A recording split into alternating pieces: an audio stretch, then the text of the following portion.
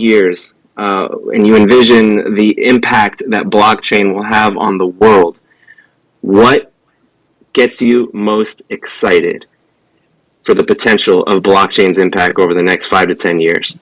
Ooh, I got it real quick.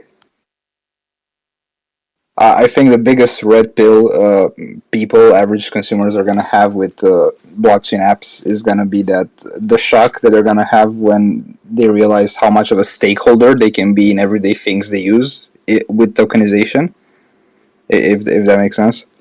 So there's surely going to be one app or a couple, possibly even apps like Klarna, or generally apps that are just middlemen and interact with many other retailers and such, that will probably find a way to abstractize rewards and loyalty and stuff like that with tokenization. And when that happens and people can actually, and let's assume brands do it right and they execute it nicely and they have real benefits, people are going to be like, oh, wow. You know, I mean, I can employ a token as an entity and have all this stakeholder rights to it and benefits, and I can feel like I have agency in this kind of community. I think that's the vehicle that's going to get people really on board to the idea. As long as they don't have to pay $200 to vote or click anything or something. I'll go next. I just have been so I've learned how to be so much more patient now. Before I thought, one more year this thing's going to blow up. I've just become a lot more patient, and I've always imagined that when it happens, it's going to grow really fast. And it'll just kind of explode. I'm hoping that the rise of AI and the rise of people not knowing if media is authentic or not, I think that's one area where I could see it getting involved real quick, is giving prominence for digital items. I could see that being something that makes it really explode. Also, just I'm hoping that the court case really draws some clarity, but I just think that at this next halving, I'm hoping a lot of the narratives will change. I'm hoping that BTC goes into a death spiral and the whole thing collapses, and then new narratives can be formed beyond just the digital gold narrative. But I forgot what I was saying or what my point is, but there's my thought. We're asking you what you think the future holds, what the most exciting part of the next 5 years. And my point was, I've just gotten out of the business of thinking anymore, because every time I think this is the direction it's going, things change. Yeah, I think it's really ultimately going to come down to identity, and because really everything that you own and everything that you do is tied to you. It's tied to your social security number, it's tied to your phone number, it's tied to your email address. And I think having a wallet or a group of wallets abstracts all of that and allows you to purchase things and prove that you own things and connect to services and disconnect from services, all while maintaining an identity or multiple identities. And so if everything rolls up into that, it touches every part of your life. It can touch your car ownership, your house ownership, your content ownership, your money, and that really all rolls up into your identity. And I really hope that happens. Yeah. I mean, I'm so on board with that. Yeah. I mean, that ultimately needs to be where the mental shift happens for people, and they need to understand that it's kind of happening a little bit, where you see a little bit of the blowback from people logging into Facebook, giving Facebook all of your information, and then Facebook being abused and elections being abused because of people putting too much information out there. Now people are starting to realize, okay, well, maybe I shouldn't be putting my face on every single social post because my face is now being indexed into a huge database, and maybe I shouldn't be giving all of my information over to Facebook. Or identity challenges, I think that we see the solution very obviously, the people on this space, but just normal people, like getting my mom to realize that it's probably a generational shift in order to actually start to see that adoption. But that's a decade timeline. It's like, what do the kids, the Gen Zs, Gen Alphas today, how do they see this technology and how do they view it? If they see it as flipping JPEGs and memes, then it's never going to go anywhere.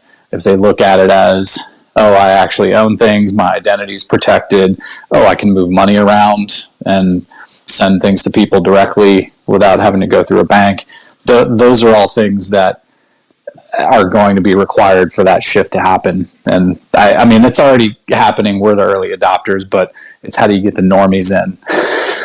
And I think it comes back to identity. I agree with Tony. And I just wanted to add like a quick analogy that helps me with this real quick. It's like YouTube is huge and it's a really great app, that everyone uses. But in the first 2 years, like in 2006, everything on YouTube was kind of cringe, the first generation of creators. Like, you guys remember Fred and stuff like that? And yet, here we are now, and with short-form content, it's really coming into its own right, and it took quite a long time. Probably more than people that were present in real time expected, and probably it's going to be the same case with JPEGs and tokenization. I think you're right about that. It just seems that the narrative's got to change where, hey, what's crypto? It's like Tony was just saying, oh, that's where you go speculate on pictures and do things with Bored Apes and stuff. That all kind of needs to evolve or have a competing narrative of, more adult things. So it's just, how does that come about? Well, and the other thing too is that, like, the general consumer is lazy. People are lazy. Humans are lazy. Like, we don't want to do any extra work, and if something goes wrong, we want someone to call. And it's why banks are a thing, and it's why Netflix is a thing. Is they just handle all the stuff, and you can just sit on your couch. And so, in this world of kind of Web 2 versus Web 3, the next decade and beyond is really going to be probably Web 2.5. And when things get to really be Web 3, it's still probably going to be the biggest businesses in the world have a phone number and an email address and a support chat on their website. And, it's the old school kind of classic meme around Bitcoin is like, you can't call the CEO of Bitcoin. And, like, that's a blessing and a curse. The fact that, like, somebody is going to put, $1 million of crypto in a wallet and not have someone to call, like that almost everybody in the world is not comfortable with that. So that Web 2.5 opportunity is a multi-$100 billion opportunity, and everybody shouldn't shy away from that. It's okay to enable some of those technologies. I mean, Coinbase is a prime example. They give access to different things, and centralized exchanges, period. They give access to the technology, but still give you a layer of convenience that makes it easy to use. And arguably, if those companies didn't exist in crypto, we wouldn't be anywhere close to where we are today. 100%. Yeah, no, that's such a good point, Tony. There's a lot to be said for the puritanism in this space, and I appreciate it. Like, I consider myself sometimes a Bitcoin maximalist on a good day, but it's important to, I guess I love the saying, keep your mind open like a parachute so that it works, right? But not so open that your brain falls out. On that note, it is officially 4:20, and the clock just struck 4:20, so I'm going to give you guys like 60 seconds to get your retweet in. There's like 50 people in this space right now, but only like 10 of you have reposted, so you got another few seconds to hit the bottom right, hit repost before the snapshot for the 4:20 p.m. giveaway. Everyone who reposts the space will be entered to win a super cool prize, courtesy of Mr. Zach Wins again. He's just continues to be so generous with these giveaways. so that we can bribe you guys to share the alpha that you're enjoying with your friends and not be so, hogging it all to yourself, because this is good alpha, you guys. And, like that one movie, happiness only exists when shared, right? You don't have to die to figure out that lesson. Just join us every week, like Gavin Lucas, who writes about these spaces and eats up all the alpha, which he DMs me that he's grateful for. And I appreciate, any positive feedback, any constructive criticism, any suggestions for speakers. Zach and my DMs are always open. So once again, Happy New Year to everybody. We've got an all-star panel. Tony Mugavero, CEO of RAD. We've got Lex, the professional. I'm not going to say it. He's the professional behind Gopniks and a lot of other of your favorite Bitcoin-related projects and NFTs. And we've got the OGT38 himself with us. So the space is now open for anyone who wants to request the mic to jump up and ask our panel any questions or share your thoughts with us. I see Martin is already up here with us. Happy New Year to you, Martin. And the floor is yours. Just a reminder, anyone, go ahead and feel free to post your questions in the comments or join us up on stage. And Martin's gone now, right? That's okay. Zach. Yeah. Lex. Tony. T. Yeah, I wanted to discuss something with the speakers real quick at their own convenience, but in my opinion, and the recent pump in BSV is very nice, don't get me wrong, but we're kind of wrecked right now as an ecosystem due to that whole UTXO thing and like the catching up sync stuff. So even if Mr. Beast were to shill BSV today in like a video and everyone would be looking it up, they wouldn't really be able to do anything, and that's kind of scary, So what are your guys' thoughts on this situation? The only thing you can't do right now is BSV 20s that haven't been paid for. You can do JPEGs, you can do all kinds of other NFTs, including HTML websites. We had a mint of OG Frogs this week. They got 2 listings on different marketplaces that are open. HODL could be traded. I think there's a market for Bamboo as well, right? So there's a lot that can be done in the ecosystem, regardless of the fact that the people who, let's say, I don't want to say maliciously, but exploited the low fees on BSV to mint huge amounts of BSV 20s. Yeah, there are a number of tickers that you won't find on exchanges anymore and are no longer found in the global order book. That doesn't mean they're not on chain. I also know that Twitch and Relay and some of the most established apps are on maintenance right now because of it. Well, look, I mean, like I don't want to talk poorly about these companies, but they stepped away from BSV, right? And so not keeping up with the times, I don't think it's systemic of BSV itself. Like we've, as a community and as a technology, have grown exponentially over the past 5 weeks. And those 2 specifically were off in other areas, not paying attention to BSV, and didn't have first mover advantage on updating alongside the network. And it sounds to me like at least one of them is going to update. But sometimes these companies are going to get left behind as Bitcoin advances. Right? Bitcoin is the thing that's going to outlast everything. It sure seems like, if you think of BSV and the rest of the market as almost an A/B test in marketing, what you would see from the BSV experiment is that there's not a lot of people who are interested in the blockchain space for reasons other than how can I make easy money. It seems like even on all the other chains, it's all DeFi is all about financial engineering. All the projects are all about how to create pump and dumps. It just seems like that's where a lot of the energy that people are drawn to this ecosystem, that's what they're looking for. And it's just going to be a while, I think. I think of BSV as the ecosystem that attracts people that want to build, that are intellectually curious, that want to do things other than speculation. And I just think what's demonstrated by the last few years is it's just not that there's not that much energy in a mass market for that. I know I spent several years going and trying to figure out how to promote projects to audiences. And, you mentioned Mr. Beast, if he shilled BSV, he could do that and 100 million people would see it. But the only people that are going to go into some kind of funnel to convert to something, they're going to be looking for, oh, how can I participate in some kind of get there early and get money for being there first? It's just that seems to be the struggle I've been running into. And so I don't know the answer. I just know that there's a lot of people who would say, until we start focusing on how to attract the people who are looking for those kinds of use cases, then we're going to be a slow grind.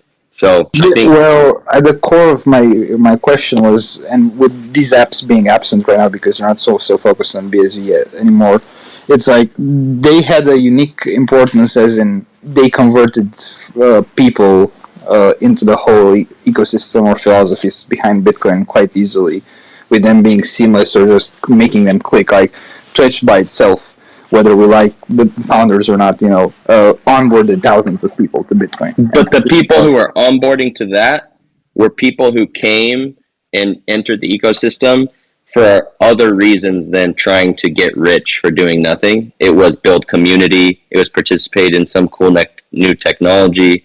It was trying to be the first wave of, doing cool stuff. Like that's kind of the spirit of, I would think, our community is just people that want to do cool shit. That's kind of the ethos. And it seems like there's not a lot of money in that business yet.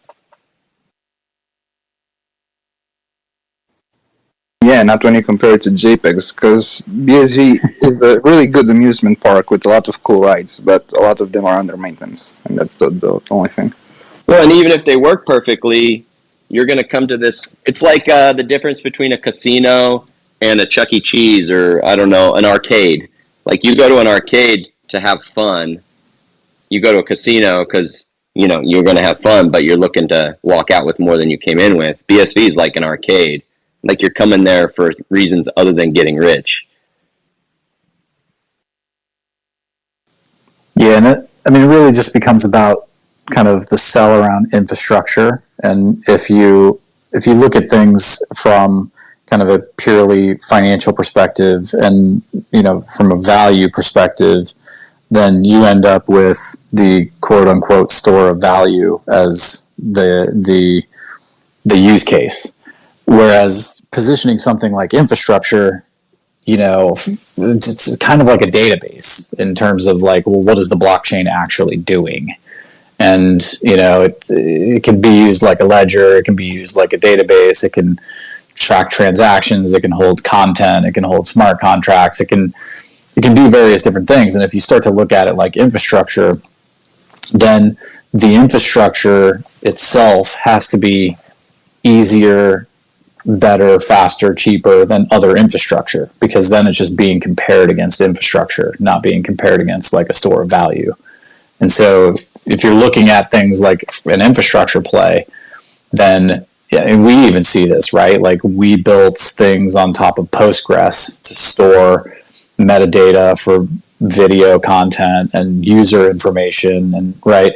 But if you say, okay, well, I want to replace my user login, login with the username and password in a Web 2.0 way into Postgres, I want to replace that with Web 3. Well, what do you need?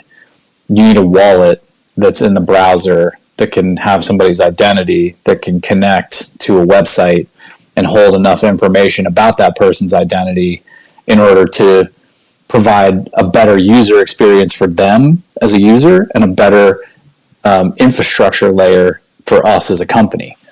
And so like that becomes it's really kind of a competitive thing. Like how do you build infrastructure and make sure that the tools are there in the right way to make it easier than it currently is? Because our philosophy, like as believers in this space, like we'll put up with it, but the mass market won't. Yeah, I think we're all here because we're visionary and we see the future, and we think that this shift will happen, and we're going to position ourselves for that.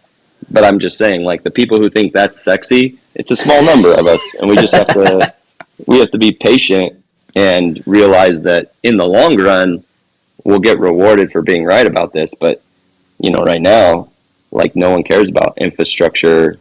Well, Yeah. Also, I look, think it's sexy, Bitcoin will but punish your business model if your business model is not good.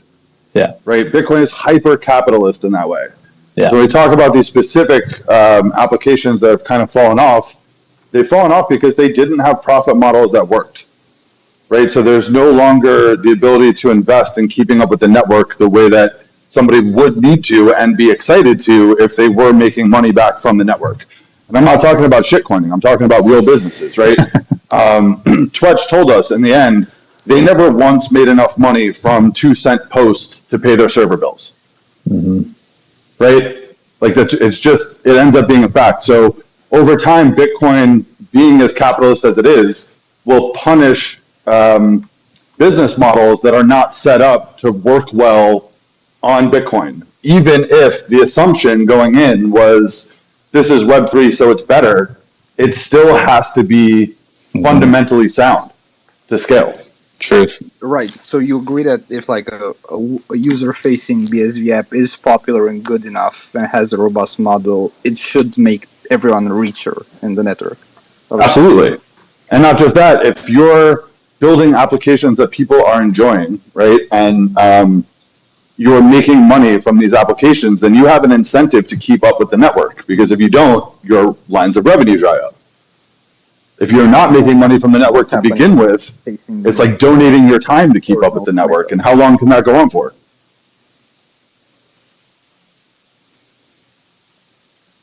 Great points. I see we got another guest or a audience member up on the stage. Bondoc, we'll get to you in just a moment.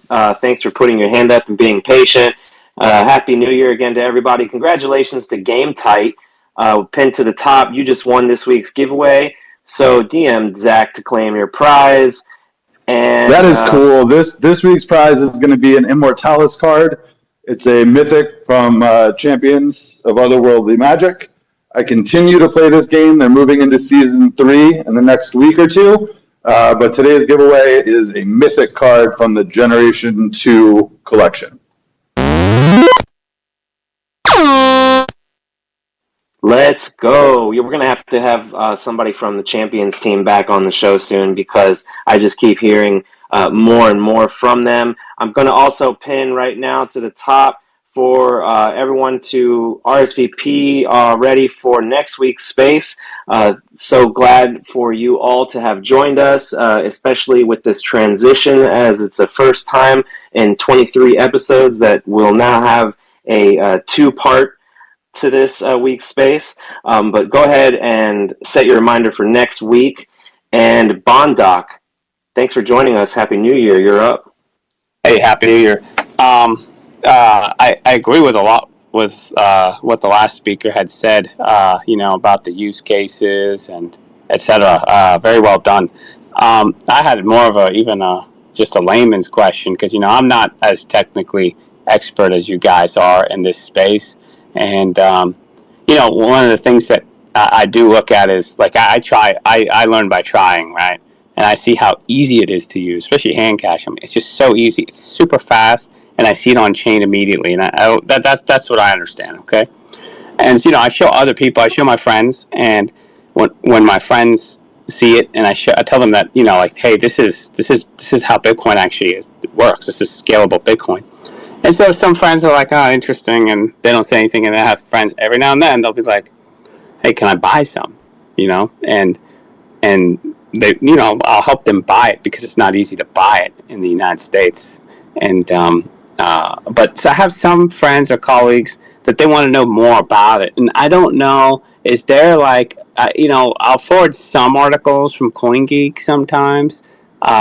Very rarely will I send an actual like YouTube video.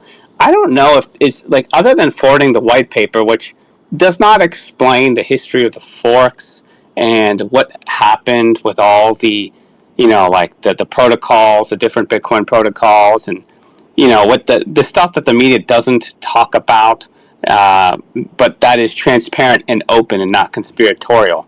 Like, is there some kind of centralized resource that I can refer, like people that inquire and want to learn about rather than me just handpicking specific articles from CoinGeek. Because I have a lot of colleagues, actually. I have about 20 plus colleagues that can throw some serious cash into, clients. And the purpose of them acquiring would be to hold on to it as an investment if this thing does down the line having use cases that are, as you talked about, it's like, wow, people use this just as much as they use Amazon, or businesses use this just as much as they use the Amazon app to order food or goods. Yeah, at But this stage, I think our best bet is just giving them the official bsvblockchain.org website and those resources. They're the most. wait, hold on. Say that again. Which one? This is the main BSV website, the official one, bsvblockchain.org. Oh, okay. No. That's the best for someone can start out with, right? Yes. Real quick, whoever you're talking about, is it just like some friend you talked to at lunch, or is it some No, technologist that is very forward thinking? Sure. These are family members, friends, and colleagues. Because I tell everybody, I try to help everyone out, right? And I tell them too that yeah, sure. Right now it's a speculation in the way that, like, when Netflix first started out, it's possible that the world wasn't ready for Netflix. So is it somebody who's like, I walk around looking for speculative investments? Because that's a different, I'd say something different to them. No. This is me approaching that, like, my colleagues, and telling them about it. And then when I start telling them about it, then it piques their interest and they want to know more. Does that make sense? Absolutely. I'm just saying, if you run into somebody that is really hungry and they're looking for something, then you can obviously bring them, into, if they're technology forward. There's a lot of Slack groups or Twitter. Come to these spaces. I think, if I might just interject here, one of the answers, or to supplement what other people may answer here, Kurt has done this a couple times, and I'm sure it's on YouTube. I didn't go check right now, but I'm positive there's at least one of them on YouTube, of Kurt giving the history of Bitcoin, explaining the forks and where we are today. And so that might be just a good resource, even just to point them at Kurt generally. Sure. That's how I got involved. That's how I got involved. Video of Craig. Sure. I mean, how I got involved was, it's really crazy, but there was a guy named Reggie Middleton who is big on patents, and he had a patent that he felt that was infringing, and he had this big issue with Veritasium and the SEC, and he had mentioned how intellectual property is important, and he actually mentioned the BSV space and Craig Wright, and he said, like, how Craig Wright, he has like thousands of patents, but there's really actually a handful of patents that are the most important, actually, and has legit, like, if he wanted to pursue legal.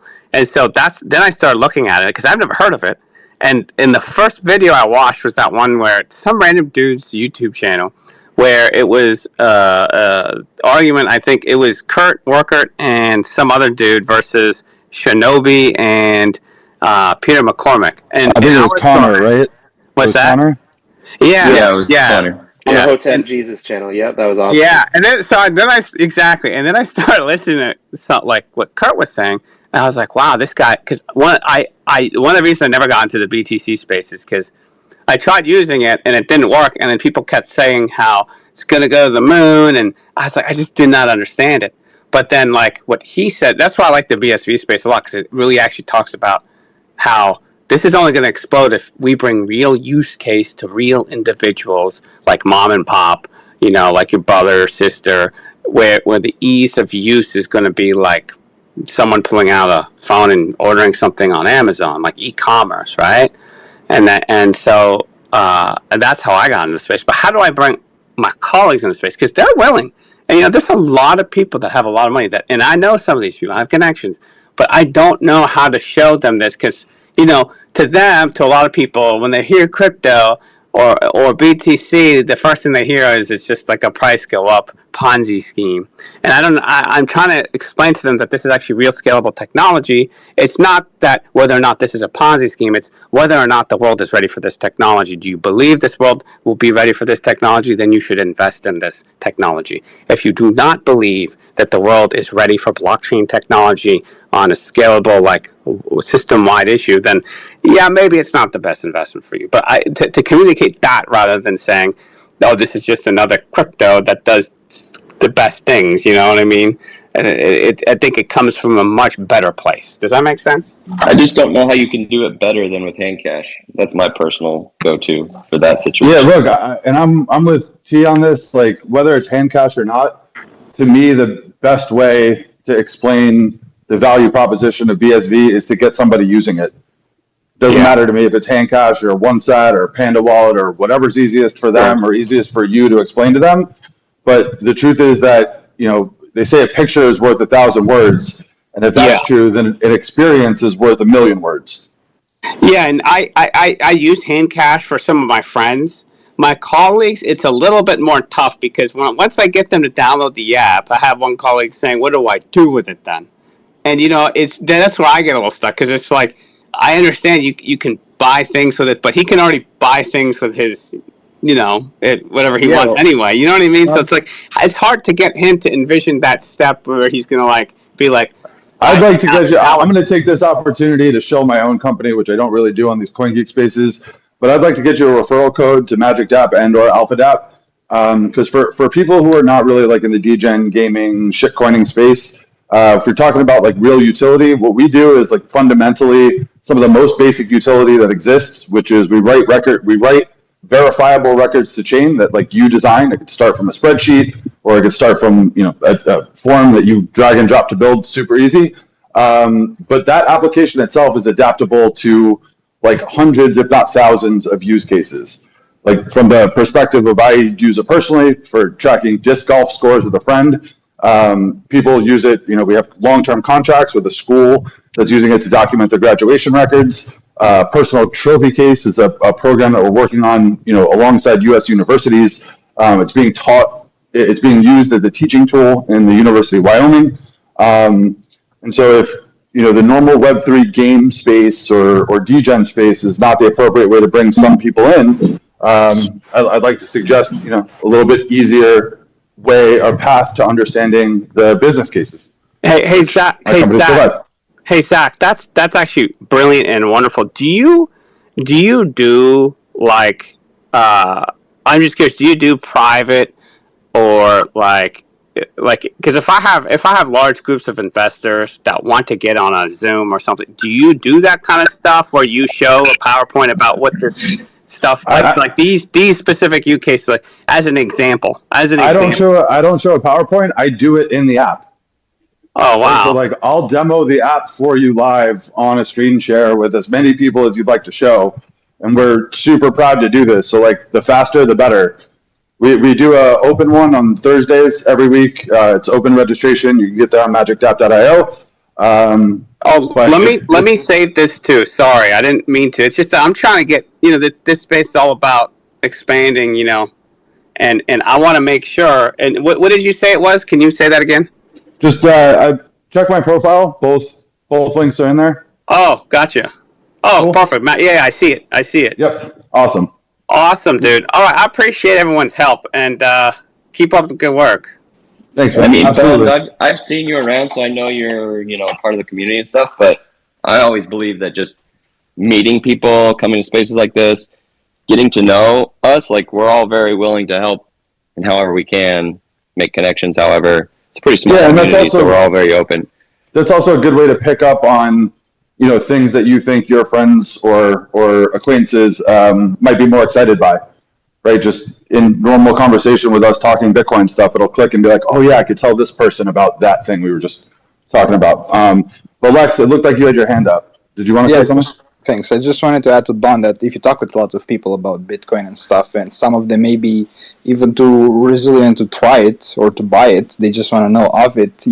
I think this is an approach everyone should take in Bitcoin without demonstrating anything, because if everyone has a civic understanding of the applications of it and what it can do, they'll know someone, or someone's going to know someone that they told of it, and then they'll stumble upon something and, hey, you can put those rats on the blockchain or something. That's how it's going to happen. Hey, I want to point out real quick something interesting, that if anyone's in the audience and for some reason stumbled into this space and never heard us all talk, I just want to point out that no one's ever mentioned the use case to tell your friends that is to get in early and get rich. Like, it's just not part of the ethos. that's why we stay poor. It's a really good point. We're having fun staying pre-rich, you guys. Pre-rich is the new word for poor in this space. So, yeah, thanks, Bondoc, for joining us. I love your profile. Listen to people who you disagree with. You may learn something. And, yeah, I've been enjoying your takes in spaces lately, too.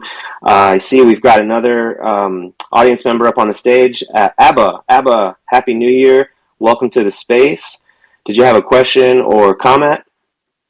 The mic is yours.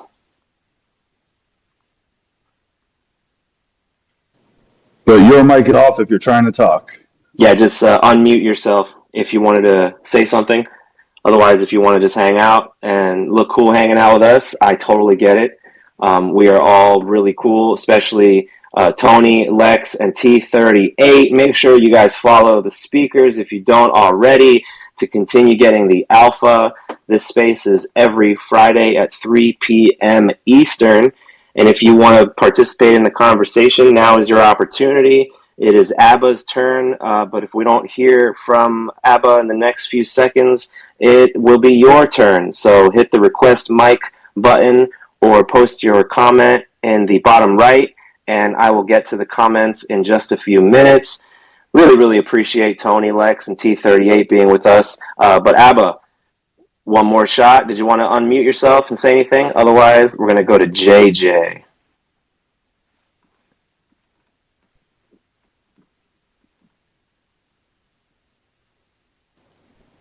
All right, Jay, what's up, man? How you doing?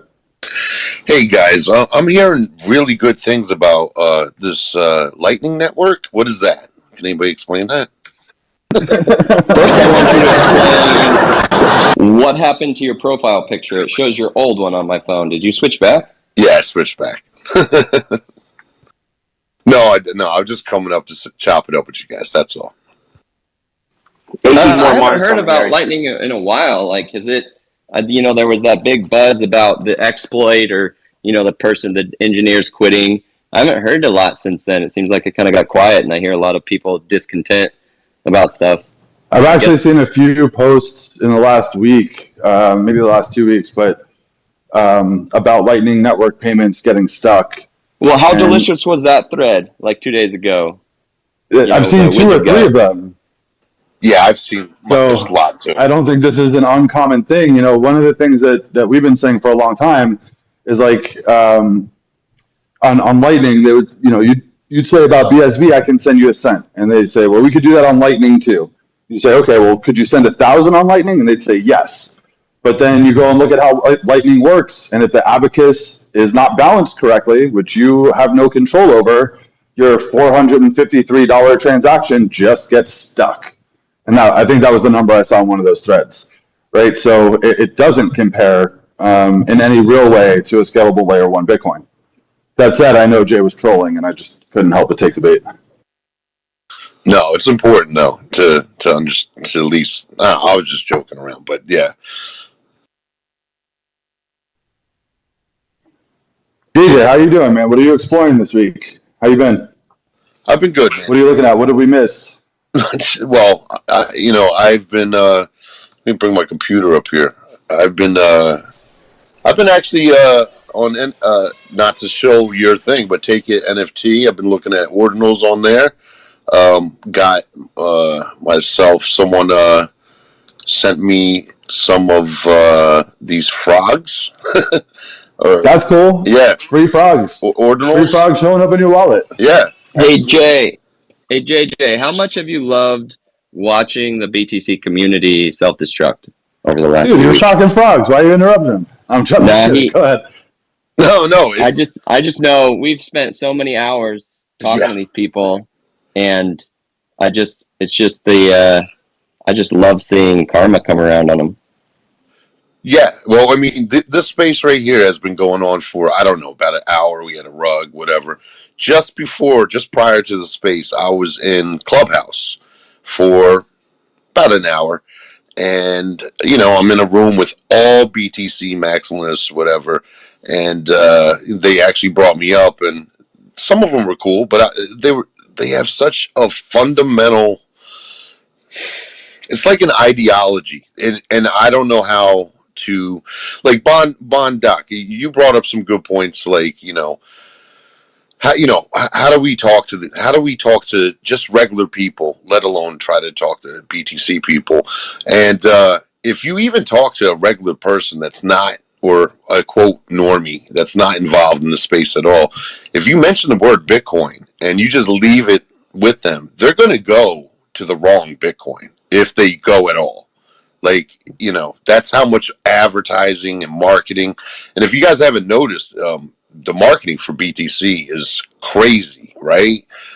Crypto.com, Coinbase, MicroStrategy, Michael Saylor.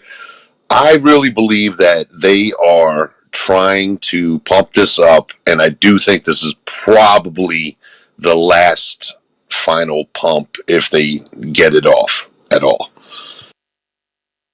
I was all over the place with that, but that's not financial advice. Do your own research. 1,000,000%. Yeah, I don't give any financial, no financial advice at all. Absolutely. Yeah, but there is an interesting confluence of events going on around February. For anybody in the audience who doesn't know, Jay has been following along very close to this for about as long as anybody, frankly. And he's got like binders, well, I guess drives, not really binders, but drives on drives of research that he's done in convincing himself that BSV is the real Bitcoin. Each one of us takes a different path. For me, it was through the technology and using it. For Jay, it was through the research. But if that's something you're interested in knowing more about, reach out to him. He's got links for literally everything. Well, yeah. I mean, I've been in crypto. Well, I was interested in Bitcoin in 2012, right? But I was an audio engineer at the time. I don't know what I looked at. It could have been Hacker Noon or Hacker Magazine. It was something. And long story short, I got into crypto. I'm going to be specific with that in 2014.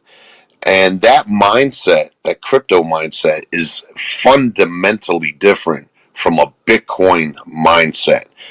And, switching over, and then you start seeing the wars and what the scaling wars were about, the block size wars. It was a no-brainer. It was like, I don't know what they're arguing, like, on the other side. I mean, I get it now. Oh, it's decentralization. But then you start learning more about, like, what do you mean? You're saying decentralization, but you really mean distributed. And anyway, long story short, you do a lot of research into Craig, and you learn Bitcoin through that way. It's a world. It really is a novel invention that, I mean, it's worth fighting for. No doubt. Yeah, thanks, Jay. Happy you're with us. I want to get back to the speakers while we still have a little bit of time with them to see if there's any other questions we can get answered. Starting back with Tony, CEO of RAD NFTV.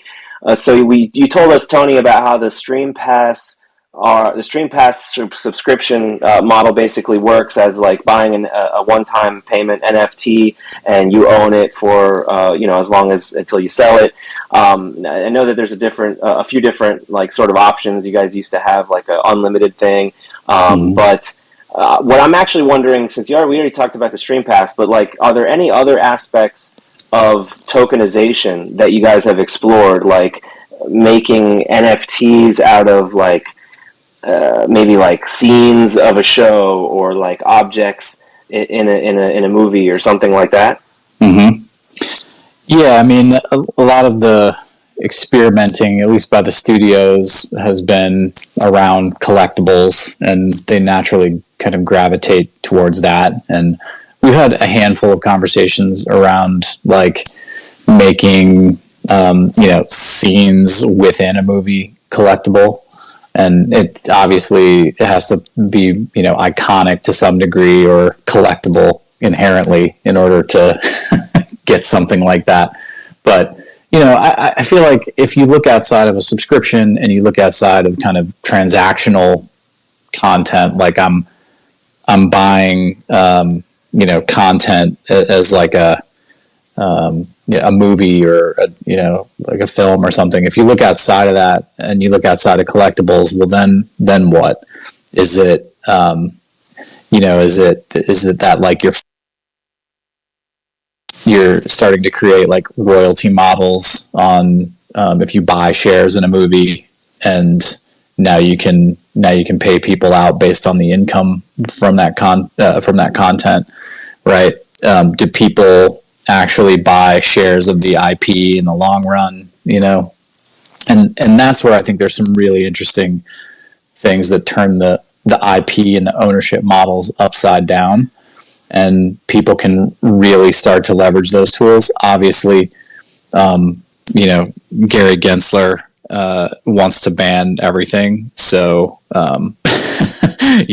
everything is a security, kind of no matter what in their eyes. So anytime you talk about royalties or earning or anything like that, at least the United States always struggles with that. So we've obviously been very careful about how we tiptoe into that, and you can see other things emerging, like tipping and paying creators based on your interest level in that creator. So it doesn't just have to stop at here's a subscription to this large library of content, or here's this movie. It gets into every aspect of how creators are engaged with, how IP is created, how movies are financed. It's enormous, and it's just going to take some time, some clarity around regulations, and or things will continue to either go offshore, at least in the United States, or people will just have to register certain things as securities if they fit that bill. So, we're all for more regulation where it makes sense, and we've seen the opposite of that when there's an enormous influx of people with no regulation, and there's a lot of money tied to it. It just goes bad. So, if you just need some guardrails a little bit in there, if you want to build a real business that's like a big business that is based in reality, then you need some of those rails, and you need some of the clarity around some of those things. So I think we'll get there, but right now, the most we can do is sell content, and maybe get into tipping people directly without even buying the content. As soon as you start to get into royalties and IP ownership, and I'm getting paid out on investing in something, that changes the picture a little bit, but still an opportunity. Anyway. So forget about the royalty split and distribution for a second, because I think that comes a little bit further down the line than where I'd like to aim this question. For someone, let's say like myself, and Alex might know why I'm asking, but I'm not a content creator, right? I'm not a cartoonist. I'm not a filmmaker. I'm really not even a story writer. But for somebody like myself who would like to get involved in this space, right, with somebody who's creative, who has an idea for something, but doesn't necessarily know how to get started with turning it into something watchable, like the actual nuts and bolts of this, what advice would you give to them? Well, I mean, content creation is just content creation. So if you're, if you're creating any kind of content that you think is valuable enough to sell, then, you can come to Rad and add it to the creators portal. So we opened up the creation form on rad.live/create, and you can go there and essentially upload, but do the same things you normally would, kind of like on YouTube. Set a title, description, give it a video. Sure, but that's when you're publish ready, right? So, like, what advice would you give to somebody who's got an idea and wants to get to publish? Oh yeah, that's a well. There's a huge whole business kind of there. It depends on what type of content you're creating. If you're into kind of narrative content, then you got to obviously go through the steps of having it written, having it financed, having it shot and edited, and etc. All of that.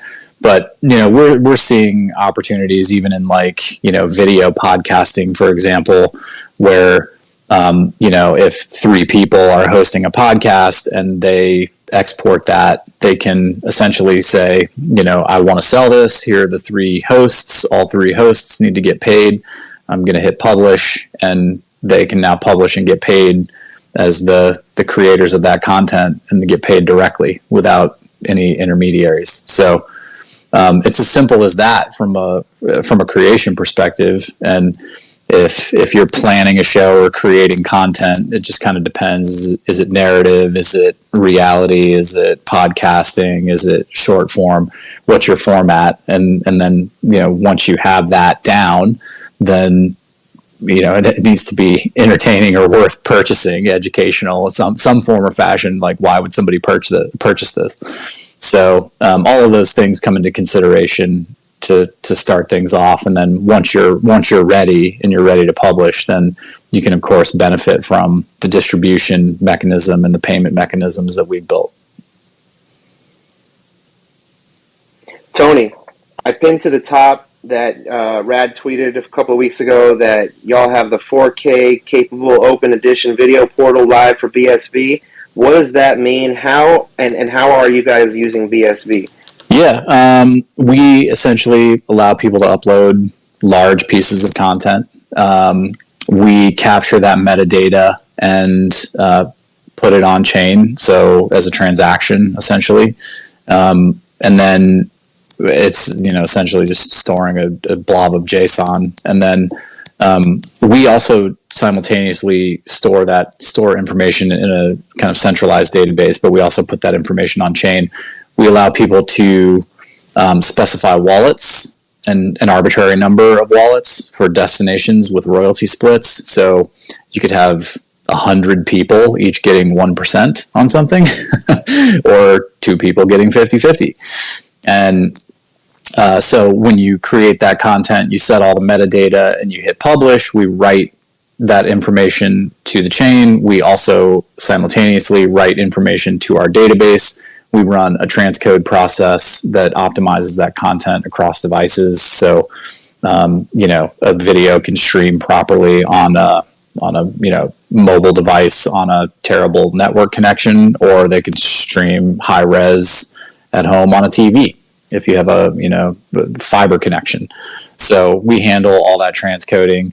We're currently storing the content in like a centralized repository, mostly because video transcoding and content storage for multiple versions, it can be many versions when you're talking about adaptive bitrate streaming and HLS manifests and dash manifests and etc. Decentralized content distribution isn't quite there to support that properly yet. So the hybrid approach that we'll take in the future is that essentially if the creator specifies that content should be available in a decentralized storage mechanism, we'll make that single file available.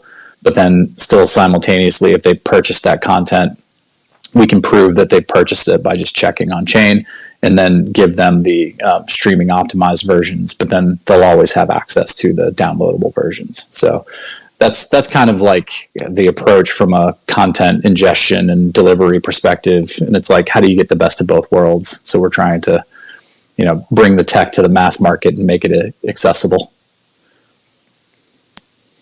Hey Tony, when Rad gets as big as Netflix, you should seriously consider letting people tokenize their recommendations or playlists. Because I would love if on Netflix I could follow a few schizos with good taste and just have it easier to find new content. Totally, yeah, love that. Yep. Okay, this is fun. So I want to throw this out to the whole panel. Since I know that Tony and Lex have a background and interest in the metaverse and gaming, what do you guys think about Bitmap? Bitmap? Huge, like with a Y, right? Yeah, I'm not sure. Probably gonna be really good if people keep building on it, but as they say, it can only go so far. No one's ever sold me on it, so I don't even know what it is, to be honest with you. Ouch. Big boomer sign right over your head there, buddy. No. I rely on Zach telling me hey, there's something cool, go jump on it. And he didn't do it with this, so. I didn't. I'm sorry. That said, Alex, unless somebody else has said that they'll do it, I'll set up the after space for this to start in like 15. Sounds good. Sounds good. Do you want a little explanation, T, of Bitmap? Or I'm not sure if this is Tony back up on the RAD account. Maybe he wants to share his thoughts on Bitmap. No, this is Cameron, head of community at RAD. I just, hi everyone. I don't want to jump in on Bitmap, so you guys want to go ahead with the Bitmap for a minute. But I actually wanted Tony had to jump off and take a call. But I actually wanted to answer the previous question about the content creation. So whenever we get back to that, I'm happy to take that. But you guys, No, go. Okay, cool. Go Cool. for it. Yeah, Happy New Year, Cameron. Happy New Year. Space. It's been So a glad you joined lovely us. space. And, you know, I've been a longtime BSV fan, and it was pretty cool to hear somebody ask earlier, like, how do you tell people about BSV? And I think the best answer, you guys always give the best. BSV always gives the best answers. And that's, I think, the right approach to telling somebody how do you learn more.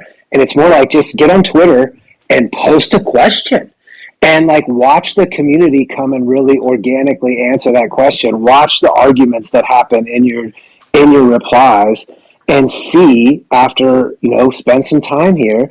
See where you think the most value is. And if you were here prior to the fork wars, it's undeniable that the people with the most information that knew the most about blockchain are on BSV now. It's undeniable, and it's not up for debate. And if you were here prior to that, you know this. And it's a really simple line to follow if you were here prior to the forks. But if you weren't, I see how you could be confused. If you got here in 2018, 2019, of course you're going to have a lot of questions, because they've done a great job of marketing the gold that is Bitcoin, that they call Bitcoin, the BTC ticker. And it is not electronic cash. And number one, use it. It's incredible. And so, like, I jumped in on the content thing. Somebody asked, like, how did you get started with content? And Tony was mentioning. I think Tony talks more from a tech perspective and about our platform. But as head of community, I talk to people about this a lot. And I would say it always starts with an idea. Number one, if you're inspired, that's the spark right there. Like, you're already going. You already have it. It's just about continuing that and chasing that inspiration. And if that's something that's driving you to get to work, just follow your heart with that. It doesn't matter if you're drawing pictures on a shitty notebook. Just keep going and keep drawing those pictures. And eventually you're going to be so far down the road that you're like, holy shit, I have a comic book here. And like, if it needs to be punched up 3 times, fine. But like, we're in such a unique time and such a glorious time to be alive where, I mean, if you're not playing with Chat GPT, Dolly, if you're not paying $20 a month for that and you're thinking about being creative, I would say that's a great place to start, and tell it to start generating some images for you, make a text bubble and write some text on there. And all of a sudden you have a person talking, and it's like, okay, now who are they talking to? What do you imagine them to look like? Well, write that down. And then tell it to make you somebody that looks like that, and add another prompt. And now you got 2 people talking, and now you got the first page of your comic done.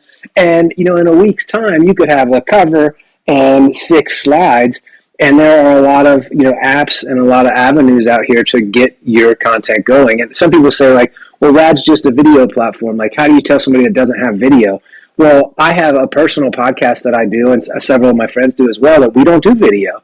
And, you can take audio recording just like this space, record the audio, throw it into a video editor, put a picture on it, and add subtitles, and bam, you got video. And, like, there are hundreds of video, podcasts that don't have video. And now you have video content that you can put on every major video platform. And just using closed captions increases your watchability by like 75%. I mean, you can use something like Capwing, spelled with a K, and it's like $20 a month, and it will auto caption for you. And a lot of these, platforms are already starting to auto caption. And I mean, it's really just about you wanting to do it. And if you're inspired to do it and you have questions about doing, creative stuff, don't hesitate to come to our Discord. Don't hesitate to DM Rad. Our DMs are open. You can find me. My name's Cameron in Rad Discord. I'm answering the same 100 questions all the time publicly in Discord. And if you guys have any questions at all, don't hesitate to ask publicly or to DM me either on Discord or on Rad TV's account. So, I would say, if you're interested in creating content, just start creating content. It doesn't matter if you're just writing. Sit down and write 30 minutes a day and see what comes from that. And even if it's writing a note in your phone, just start creating. And in no time, you're going to have some work that you're proud of. And definitely don't be afraid to share it. I mean, there's great stuff going around from Rick Rubin right now about you're not creating for an audience. You're creating what you like, and that's what you should be focused on. And I think everybody in this space and in a lot of people in the BSV community, how strong are all of you? Pat yourselves on the back for being in a community that does face such hostility, and like somebody like Kurt, he always is positive, and he's almost always taking the highest road available, while people are spewing shit on him all the time, and like he's putting up with stuff from very hostile BTC members that are often incredibly less knowledgeable than he is. And it's very interesting to see. And I think if you're here, you're already very resilient, and just, keep creating, keep asking questions, keep showing up to spaces like this, and don't be afraid to ask questions. Like, it's not bad to look dumb for a minute and have your thing answered, or feel dumb forever. It's very, it's two easy choices here. Like, learn and keep it moving, or don't, and you're going to have questions forever. And there's money to be made there. There's content to be made. There's IP to be made. And who knows if you're going to be the next, major creator in this space. And we need as much as we can get. There's platforms. I heard somebody say, Take It. Take It is an unbelievable platform. I bought I don't know how many dragons I own now. I own 25 dragons or something. I'm looking at the frogs right now. And the pixel pilots, the pixel ships that are up for mint right now. There's so many creators in this space that are taking their steps. Do not hold yourself back by not doing the thing. Just chase whatever you're doing. And if you have questions, don't hesitate to come and ask us. And again, thank you all for the space, and thanks for the platform. And I'll quit talking now. That was a wonderful answer. Let's go. I'm going to make some content. Yeah, that was awesome. That was definitely a soundbite or two in there, if I ever heard one. Cameron, thanks so much. Really, really glad you were able to step up and share with us today. So, once again, happy Friday to everyone. We've got. And I just got a little note in the back channel. Cameron, congratulations on adding to your family. Big ups from the Coin DC. Thank you so much. Amen. Thank you. Got a little king born on my birthday, September. And very, very happy. Thank you for that. I appreciate that very much. Absolutely. Congratulations. Alex, sorry to cut you off. No, that's great, man. Love to hear it. We need more babies in this world, like Elon Musk says. Amen. Right? Amen. So, yeah, congrats. That's super special. And I see we've got TC on the stage now from the audience. So happy to have TC up here as well. Happy New Year to you, my friend. Did you have a question or a comment? You wanted to share something? Feel free to unmute yourself. He's jumping up to tell us about all the work that he's done since January 1st. Let's go. Love to hear it. Yeah, I still will be cooking up those honey badgers. Don't you worry, Zach. I'm just taking my sweet time. But I did want to note bitmap. Obviously, .bitmap is an interesting idea and a very interesting speculative asset, because I was looking at Decentralized back when it was, pennies or whatever. I made not too much, but based on my investment, I 100x'd my investment on Decentralized, just because I got in super early before Meta turned it into their little metaverse pet project. So I see that in bitmap, but I always think to myself, if .bitmap is going to be that, then BTC inevitably has to scale, or there has to be some other scaling solution for it while running on and being platformed on BTC. Don't you think? Maybe. We've had IMSO Chris on the show as a guest who spoke about Bitmap Valley. Bitmap Valley is a meta space put together from a collection of bitmaps that are brought in by people who participated in the project. For them, it's not about putting everything on Bitcoin. It's about using Bitcoin as the basis to determine who you are and where you can go inside of this metaverse, and being like the front door to the metaverse itself. So, I'm kind of a believer that if people are going to build things right now, they're going to build using tools that they can use right now, which means that it's going to be a lot of off-chain interaction. I actually really appreciated the part of Cam's answer where he basically said, ChatGPT or Dolly or whatever can help you get started. But I think the underlying sentiment there is like, reach out and use the tools that you have available right now if you want to build something right now.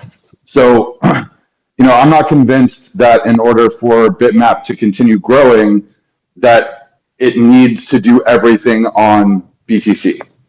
And actually, I use Bitmap as a decent example of something that might actually flourish on a slow chain with high fees that has a capped amount of transactions that can be made every day. Because I don't think people are going to be exchanging and trading their bitmaps all the time, right? That's just something that, especially if you're a company and you're building on it, you're probably not going to be trading it ever, right? So stuff like that is fairly well suited for a slow, expensive, all these detrimental things that we think BTC is. But I say all of that to circle back to the question, like, what is Bitmap?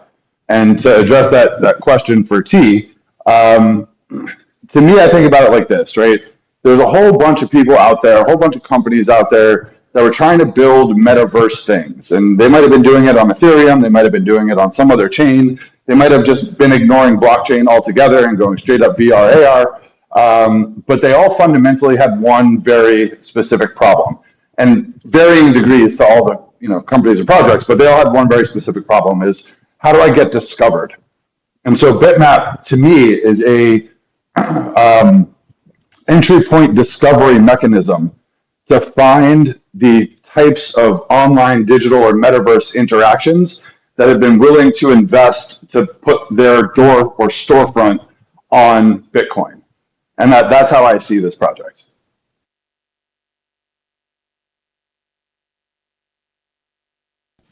What happens when BTC dies because it doesn't have a security budget anymore?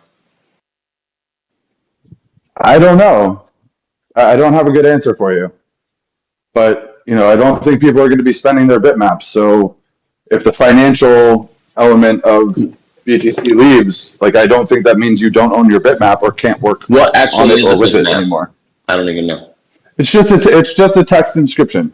The first person to inscribe one .bitmap has claim to the shape of the first block of Bitcoin. The person who inscribed two .bitmap has claim to the shape and position of the second block in Bitcoin, and so on. What's the block So we can total talk more again? about that in the after space. 800,000-ish, 820,000. Yeah, it's like 800. So does it ever go above that? Is there ever any plans to Yeah, expand? they keep printing them as blocks come out. Right. So it does that's keep crazy. going, and like you can essentially be the person to get the next one. So like this, Yeah, but it's very competitive and specialized. where's it I stop? think, quite well now. 1 million? Does it ever I don't think it stop? will. No, I think it's only limited by the number of blocks that exist at a given moment. Mic drop. But yeah, let's not spend more time on this call talking about Bitmap. I mean, on this space talking about Bitmap. So, Alex, did you have anything else on the docket? Did you? No, we're about at 5:20. It's been a good 2.5 hour conversation. I think it might be time to jump over to the after party. Yeah, I think you're right, Zach. It sounds like it's about that time. We really appreciate you all for spending your time with us. If you don't already, just a reminder, follow Lex, follow T38, follow Tony and Rad. I want to definitely go back around to the speakers one more time, at least, Lex and T38, just to get some closing thoughts, anything that they didn't get an opportunity to share, perhaps, any final words of wisdom or secret alpha that they want to drop on us. Starting with Lex, please. Lex, and big shout out to you, man. Looking forward to speaking more and possibly even building something together. Thank you, Alex. Yeah, let's get all those things cooking. But to everyone else, no real other thoughts than try to build something that you truly enjoy and not just in it for like the Web3 pizzazz of it, and iterate and test endlessly because it is very exotic what we're doing here. And as we were discussing previously, people are barely familiarized with Web 2.5, and that's going to be its own phase. So we have plenty of time.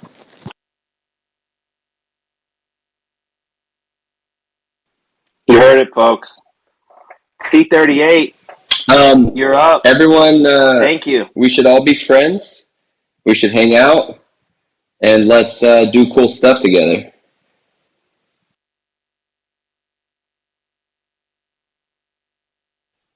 Absolutely. Love that message. Let's do cool stuff together, you guys. Let's continue to have these conversations every Friday at 3 p.m. Eastern. You are at the center of the network. All of you in this room, especially the ones listening live, and all of you who listen back to the replays. We are so looking forward to next week. And just enjoy your first weekend of the new year. Get out there and touch some grass. Hug someone you love. In the words of our friend Kurt Walker Jr., be good to each other. Zach, over to you. Thank you for spending your week with us, everybody. It's awesome that it's Friday. Thank you for spending 2.5 hours with us. And my parting message, as always, go do some good in the world. See you next week.